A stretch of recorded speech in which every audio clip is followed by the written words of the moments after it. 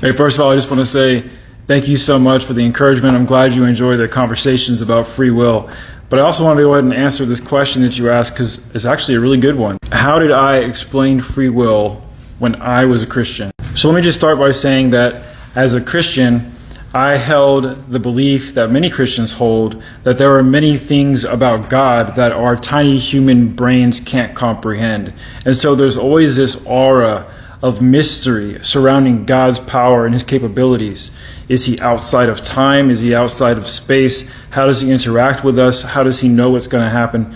These are all mysterious questions that are hard for any Christian to answer, and even the ones who have an answer, which I'm going to try and give you one in a second, still have to start by saying, well, it's kind of mysterious. If you really understand the logic of what we're discussing here, then it has to be quite obvious that omniscience and omnipotence seems to be contradictory to free will. So as a Christian, what I would say is that although God knows everything that's going to happen because he himself is outside of time, that he himself isn't actually personally involved with every single decision that we make. I thought God created all of us down here with our brains and with our minds, and he gave us our ability to make decisions all by ourselves without his help.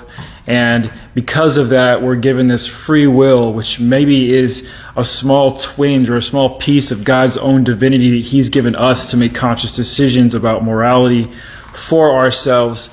And even though he can see the future being outside of time, and he sees what decisions that we're going to make, and he knows what those are, that he himself hasn't personally made those decisions for us. And so, in a way, I thought this resolved the paradox. Now, admittedly, I had been in so many different discussions about this with so many Christians, other evangelists, other pastors, other scholars about this very topic. We debated and talked about this on and on and on for a long time. And of course, this is why you have such a large schism in Christianity between free will and predestination, Calvinistic Reformed theology, or fundamental Baptist theology. Of course, there's many more examples of different denominations who oppose each other for this reason, but those are two of them. The critical error I made was I would stop thinking at that point. I would say, God knows everything, he's seen it all already, and he's given us the ability to make our own decisions, and from there, everything's just playing out, and it's our decision, and I would stop thinking. But obviously, once you think about this, beyond that, you start to encounter some real issues pretty quickly, and I'll name one or two. First of all, a decision can only be made when there's multiple choices.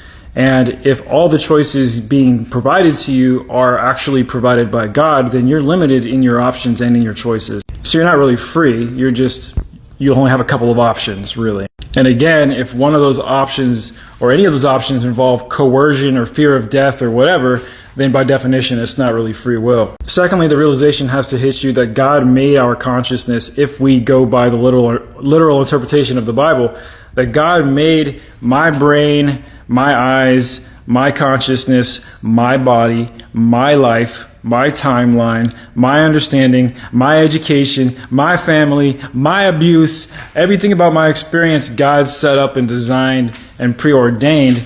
And so I really am limited to what I understand into my experience in order to try and make a rational or moral decision. So by the literal interpretation of the Bible's view, it literally cannot be my fault if I have a lack of morality, a lack of understanding to make the right decision, because I wasn't equipped with the proper tools physically, emotionally, psychologically, and I wasn't equipped with the proper options to have real free will.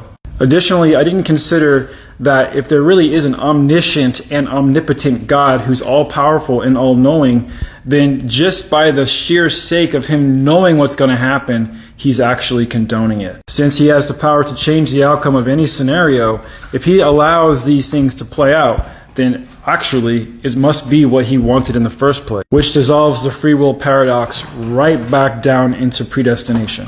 Sorry, this was kind of a longer video, but P.S. if any of you out there have any additional questions, go to my profile page, scroll to the top, and click on Q&A, and add a question in there, and I'll be sure to come in here and try and answer it for you. Have a good one.